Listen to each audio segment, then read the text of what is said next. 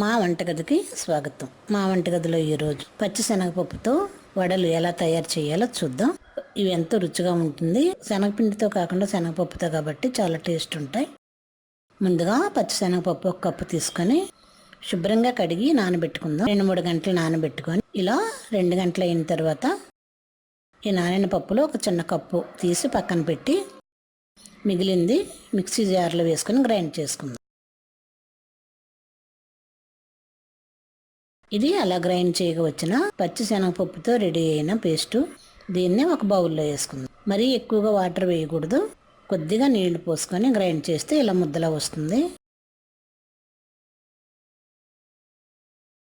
ఇప్పుడు దీనిలో మనం పక్కన పెట్టిన పచ్చి శనగపప్పు కూడా వేసి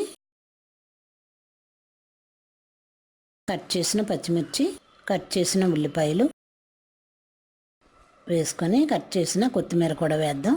కొత్తిమీర, కరివేపాకు, 1 టీ స్పూన్ అల్లం వెల్లుల్లి పేస్టు, రుచికి తగినంత ఉప్పు, కొద్దిగా జీలకర్ర పొడి, 1/2 టీ స్పూన్ కారం కూడా వేసి మిశ్రమం మొత్తం బాగా కలిసేలా కలుపుకుందాం. ఇది ఇలా మొత్తం కలవాలి.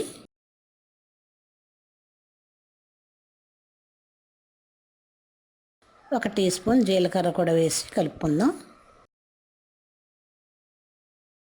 ఇప్పుడు స్టవ్ పై ఆయిల్ వేడి చేసుకొని ముందుగా మనం కలిపి ఉంచిన ఈ మిశ్రమాన్ని చిన్న చిన్న బాల్స్లా చేసి చిన్న వడల్లా ఒత్తి కాగుతున్న ఆయిల్లో వేద్దాం.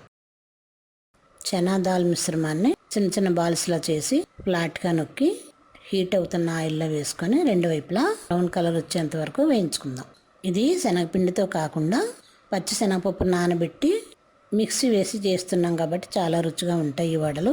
ఇది 2 వైపులా వేయించుకొని బౌల్లో తీసుకొని సర్వ్ చేసుకుందాం. మా వంటగదిలో ఎంతో సింపుల్గా చేసుకొని